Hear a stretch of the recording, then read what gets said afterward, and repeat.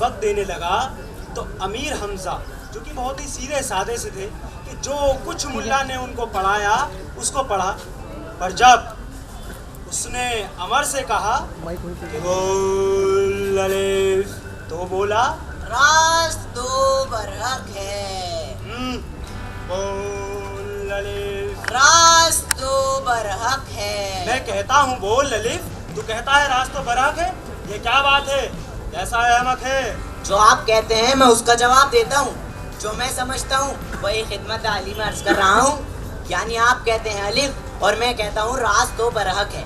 इसमें ज़रे मुफर्रक मुत्तलक नहीं है, यानी अलिफ सीधा है और अलिफ का अदद एक है और ज़ात वहदहू ला शरीक की भी वाहिद है। अगर मैं गलत हूँ तो आप तादीब और तंबीह फरमाइए, मुझे कायल कीजिए, किसी तौर पर मुझे समझाइए। आप इसमें क्या कहते हैं? क्या खुदा वाहिद नहीं है? कोई और भी उससे शिरकत रखता है? उसके सिवा और कोई शान वहदानियत रखता है? गरज के बाहज़ार खराबी अमर ने ज्यों त्यों पहली तख्ती पढ़ी, पर जब नौबत दूसरी तख्ती को पहुंची कि अलिफ खाली, बे के नीचे एक नुक्ता, ते के ऊपर दो नुक्ते, से के ऊपर तीन नुक्ते की बारी पढ़ने की आई, तो अमर की तबीयत घबराई, मिजाज ने शरारत दिखलाई।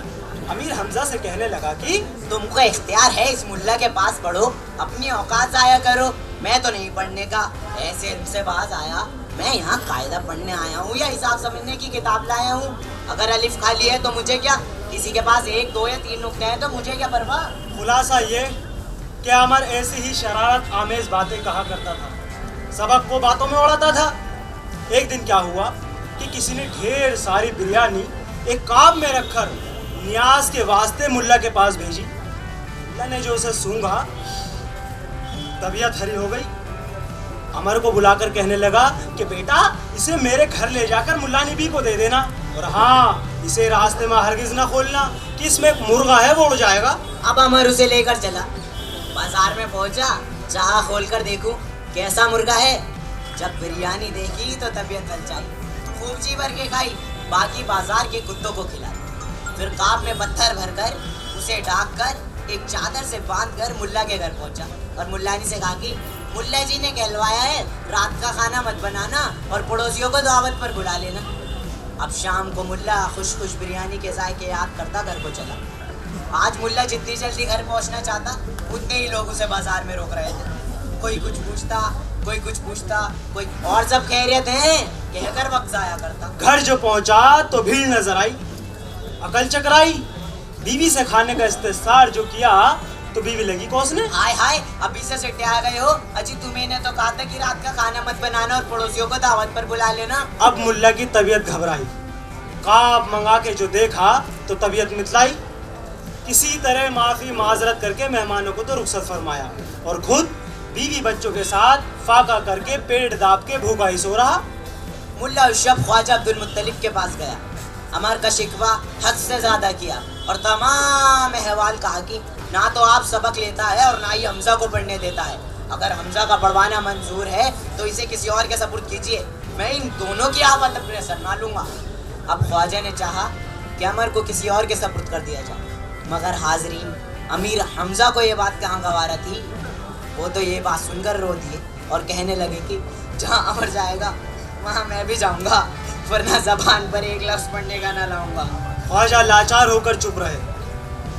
एक दिन का वाकया है कि जब दोपहर को मुल्ला और सब लड़के सो गए तो अमर ने मुल्ला की पगड़ी उठाई और ले जाकर सीधे कल्लू हलवाई की दुकान पर गिरवी रख दी और 5 रुपए की मिठाई खरीद कर लाकर मदरसे में रख दी और खुद सो रहा। अब मुल्ला ने उठकर जब ढेर सारी मिठाई देखी तो दिल में खुश हुआ, मगर साथ ही अमर की चालाकी की तरफ ख्याल किया।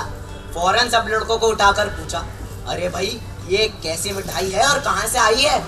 सब ने लाइल्मी जाहिर, किसी को सही हाल मालूम ही नहीं था। अब अमर को उठाकर जब पूछा तो उसने जवाब दिया कि बाबा जान ने नियाज मानी थी, सो ये शीरीनी लेकर आए थे। हुजूर, 2 एक आशना भी हमरा लाए थे।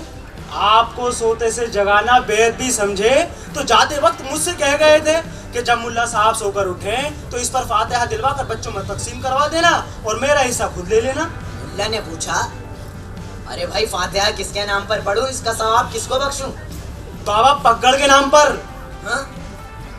ये कैसा कलाम है? बेजोड़ किसका नाम है? भाई फकीरों के तो ऐसे ही नाम हुआ करते हैं, उनके पीर उन्हें ऐसे ही नामों से पुकारा करते हैं। बाबा कंबल पोश, भूले शाह बाबा, बाबा मटके पीर, बाबा पत्ते शाह। आपको नहीं पता क्या?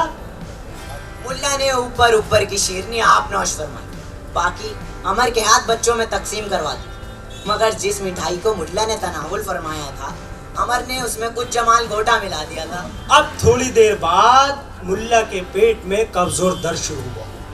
मुल्ला को कराकर पेश पर पेश होने लगे, उसको शिद्दत से दस्त होने लगे, हाथ कपकपाने लगे, पैर लड़खड़ाने लगे, पैखाने तक जाना दुश्वार हो गया। अब मुल्ला ने अमर से पूछा, अरे भाई इस मिठाई में ऐसा क्या मिला हुआ था कि जिसके खाने से मेरा ऐसा बदला हुआ है? मिठाई? अरे भाई मिठाई के खाने से अगर हुजूर का ये हाल हुआ है तो हमें क्या हुआ है? और अगर ये हो तो सो हो। हाँ, वो मसल भी तो मशहूर है, कोई बैंगन हजम करे और किसी को बैंगन हजम करे। या आपने मेरे जाने से पहले पहले ऊपर ऊपर की शीरनी किसी लौंडे से उड़वाई होगी और बेएतमादी और बेअहतियाती से खाई होगी, वरना बाबा पकड़ तो ऐसे न थे कि कोई उनसे बेअतकाद होवे।